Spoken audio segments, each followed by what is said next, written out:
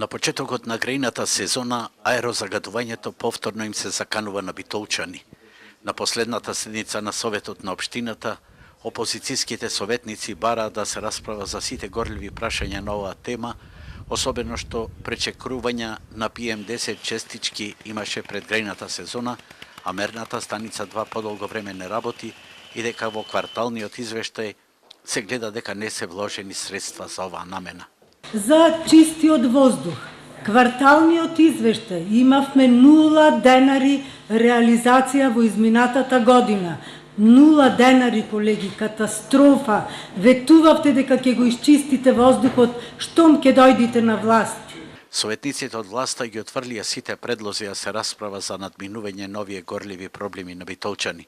Затоа пак градоначалничката вчера на годишниот отчет се пофали дека една од мерките со аерозагадувањето ќе биде бесплатна посета на Пелистер.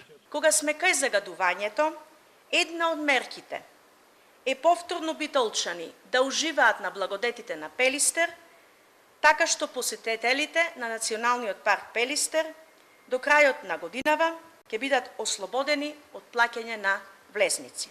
Во меѓувреме под тепих се става и одлагањето на сметот од кичево во депонијата Мегленци, што дополнително покрај рек Битола и фосилниот огрев во градот создава нов потенцијал за емисија на штетни гасови и PM10 честички. Информацијата ја бараме со цел да се запознаеме од општината кои се бенефитите од ваквиот начин на депонирање на бесплатно депонирање на комунален отпад од други општини, дали капацитетот на депонијата Мегленци ги задоволува капацитетите, потребите и секако во контекст на еколошките аспекти на сета оваа постапка, доволно Битола ги има своите собствени проблеми со загадувањето на амбиенталниот воздух. Од јавното предпријатие Комуналец велат дека одлагањето на смет од кичево е согласно законот, бидејќи во моментов не може да се користи кичевската депонија.